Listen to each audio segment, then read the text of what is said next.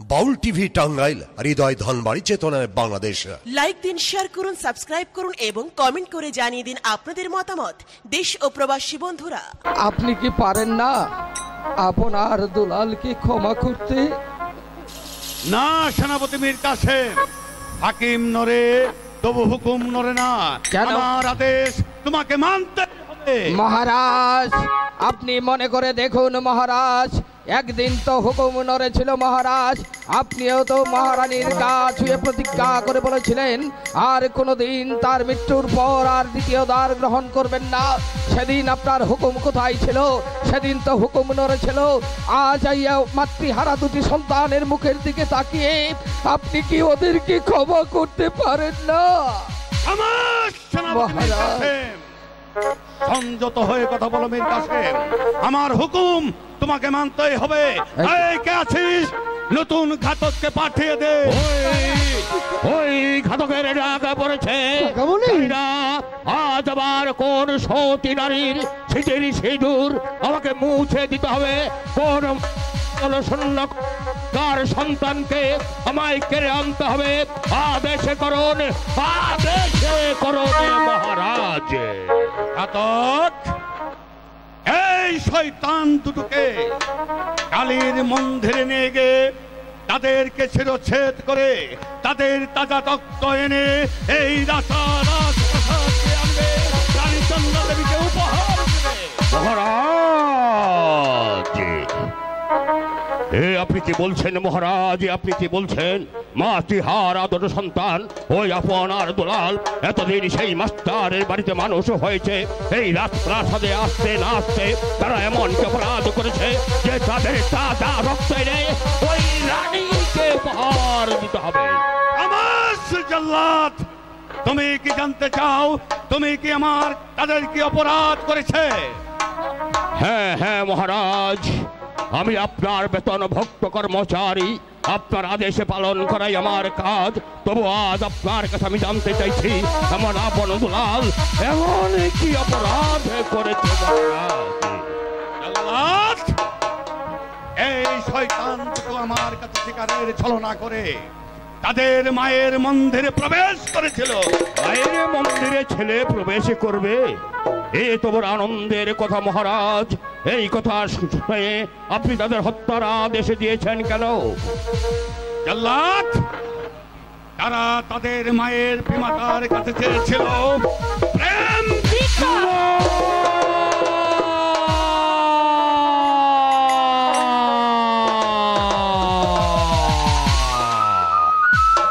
বলবেন না, বমন করে বলবেন না মহারাজ, এ কথা আমি বিশ্বাস করি না।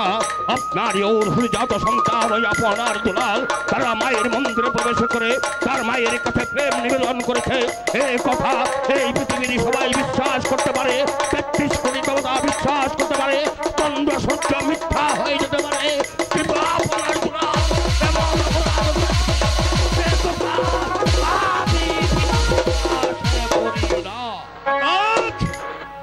কথা আমিও যে বিশ্বাস করি না বলে যে এর যে যথেষ্ট প্রমাণ রয়েছে। ঘাতক, প্রমাণ?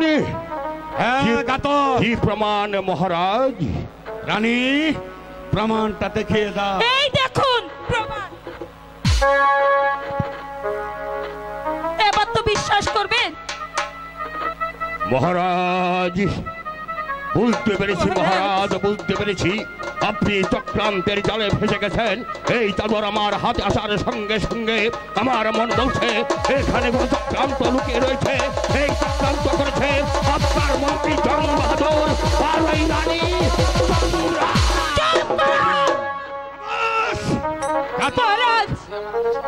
তুমি আমার বেতনভুক্ত কর্মচারী, আমার আদেশ তোমাকে পালন করতে হবে। মহারাজ, আমি আপনার বেতনভুক্ত কর্মচারী, আপনার আদেশে পালন করাই আমার কাজ। আপনার আদেশে এই ঘাতক হাজার হাজার মানুষকে হত্যা করেছে। অনেকে সতী নারীর সিঁথির সিঁদুর আমি মুছে দিয়েছি, কিন্তু আজ আপনাকে ক্ষমা করবেন। আপনার এই আদেশে আমি পালন করতে পারবো না। তোমার চাকরি তাহলে থাকবে না। চাকরি? মহারাজ, চাকরির ভয় আমাকে দেখাবেন না মহারাজ, চাকরির ভয় আমাকে দেখাবেন না।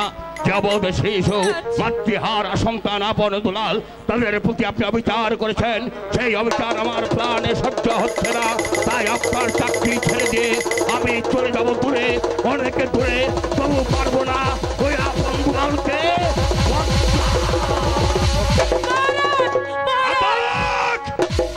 চাকরি ছেড়ে দিলে খাবে কি করে? কি খাবো?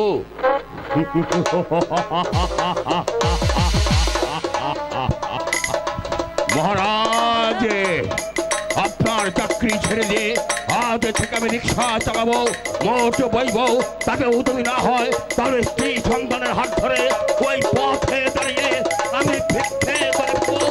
তবু আপনার আদেশকে আমি মহারাজ, মহারাজ আপনি বিচার করুন। বেরিয়ে যা বেয়াদব, এই মুহূর্তে তুই আমার চোখের সম্মুখ থেকে বেরিয়ে যা। যা, আমি আর তোর মুখ দেখতে পাচ্ছি না, বেরিয়ে যা। বেশ, তাই যাচ্ছি মহারাজ।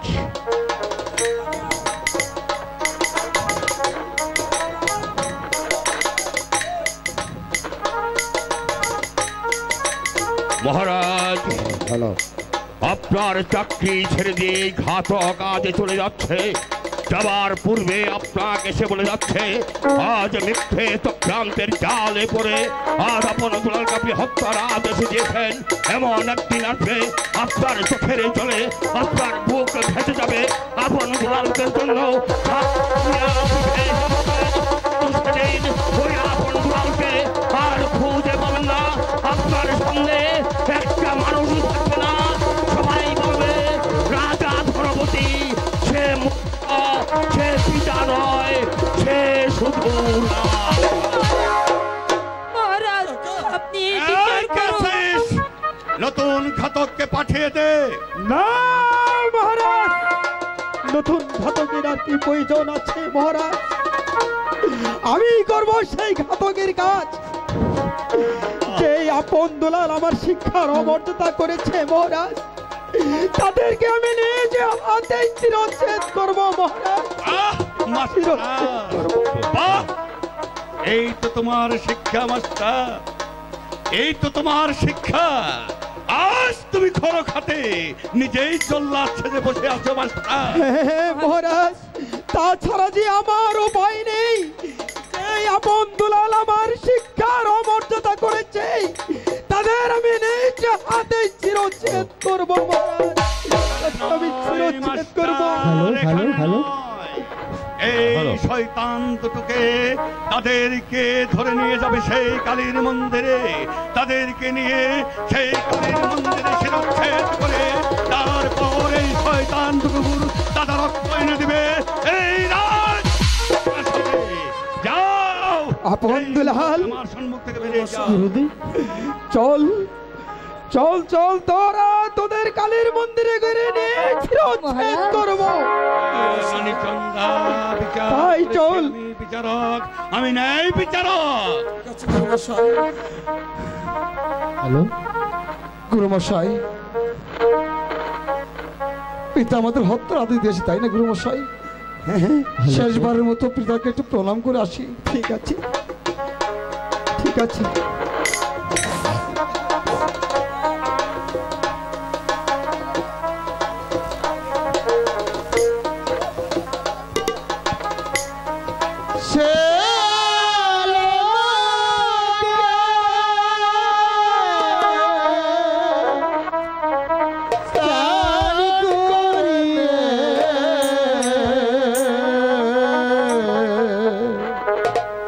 যেতে হবে জমের ঘরে,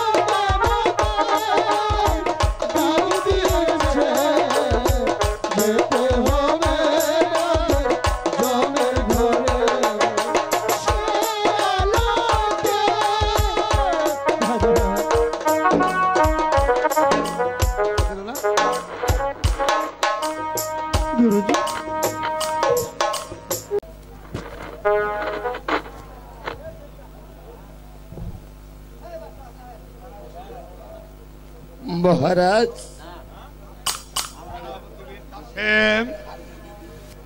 তুমি কোথায় যাচ্ছ মীর কাসেম? দাঁড়াও।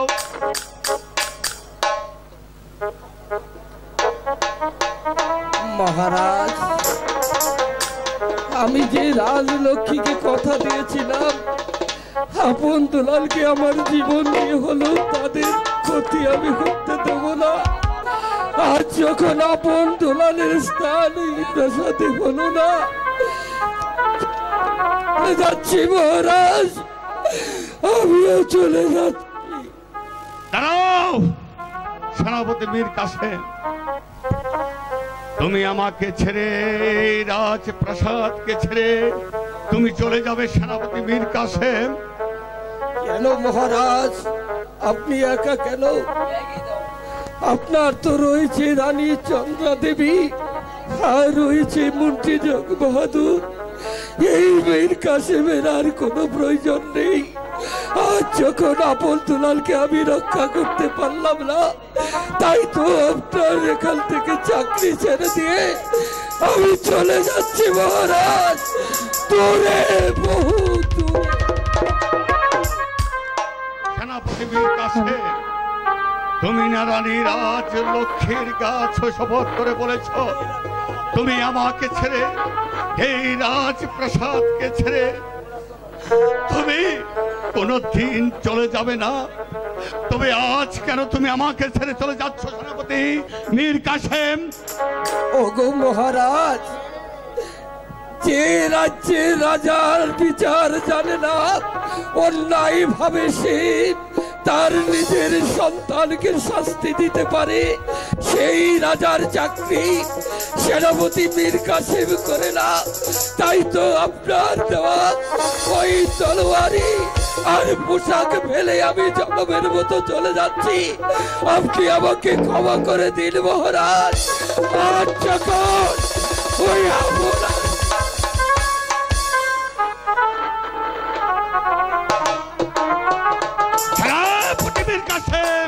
তুমি আমাকে ছেড়ে চলে যাও না, যাও না সেনাপতি মীর কাসেম, তুমি আমাকে ছেড়ে চলে যাও না, না না।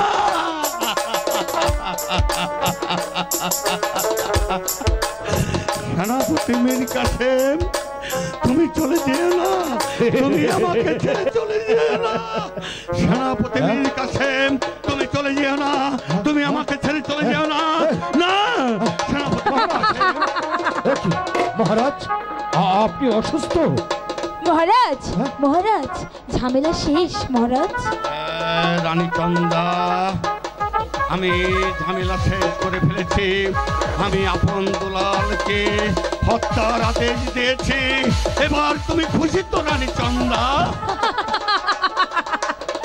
আমি খুশি মহারাজ, আমি অনেক খুশি মহারাজ। মহারাজ, আপনি একটু এখানে একটু সই করে দিন। কিসের সই চন্দা, কিসের সই? মহারাজ, মহারাজ,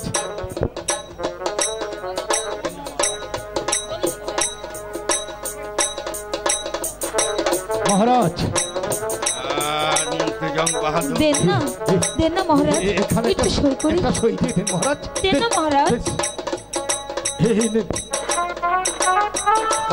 ওই কিসের সই নিলে চন্দা? মহারাজ, তার মানে এই রাজ্যটা আমার নামে লিখে নিলাম মহারাজ।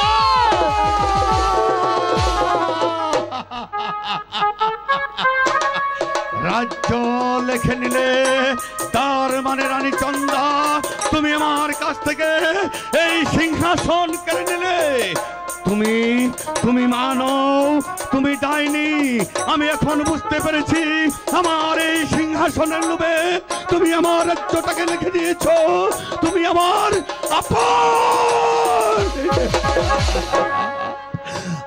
আপন দুলালকে তুমি হত্যার আদেশ দিয়েছো। তুমি নারী নও, তুমি কলঙ্কিনী, তাই তো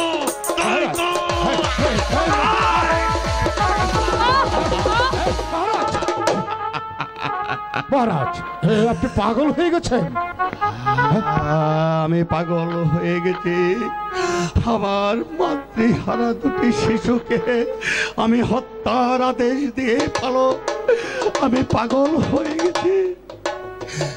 হয়তো হয়তো আমার দুলাল ডাকছে, হয়তো হয়তো আমার আপন ডাকছে আর বলছে, পিতা পিতা গো, আমি কোনো অন্যায় করি নাই। এই যে ষড়যন্ত্র, এই যে ষড়যন্ত্র, আমি যে বুঝতে পারিনি। আমি পিতা হয়ে আমি কেন এই হত্যার আদেশ দিলাম? আপন দুলাল, ওরে দুলাল, ওরে আপন, তোরা কোথায় বাবা?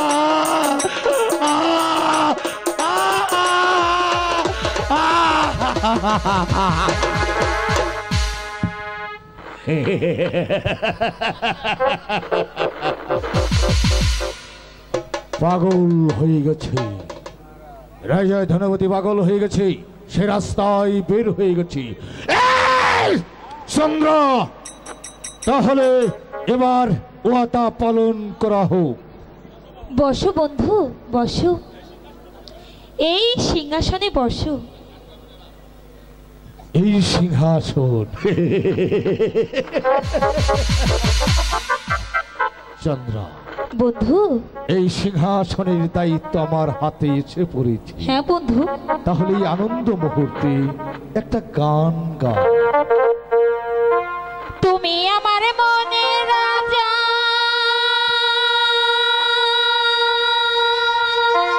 আচ্ছা, আমি তোমার রানী। আচ্ছা,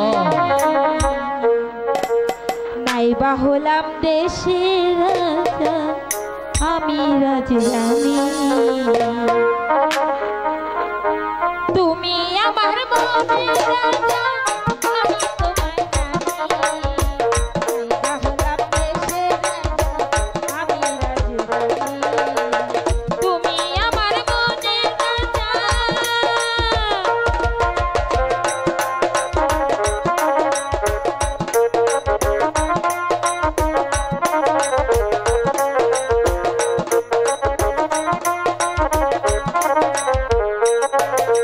চাই না আমি টাকা পয়সা, চাই না মতিহার। একবার শুধু বলো বন্ধু, তুমি যে আমার।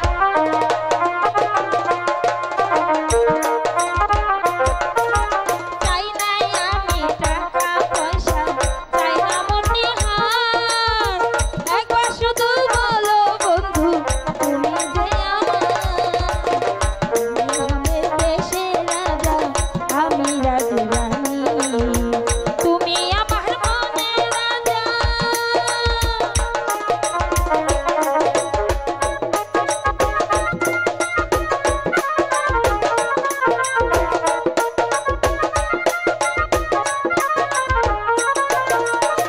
তুমি আমার পরাণ পাখি, আমি তোমার জান। মনে মনে জীবনে চেয়েছি তোমার।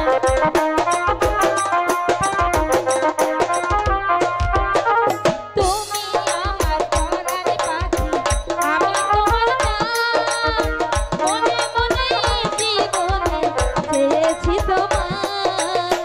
তুমি আমার মনে রাজা, আমি তোমার রানী। তুমি আমার মনে রাজা, আমি তোমার রানী। তুমি আমার মনে রাজা, আমি তোমার রানী।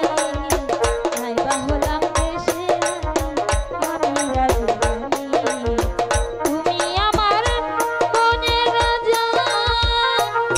চন্দ্র, অনেক হয়েছি চন্দ্র। হ্যাঁ বন্ধু, এবার চলো আমরা বিশ্রামে চলে যাই। তাই চলো বন্ধু।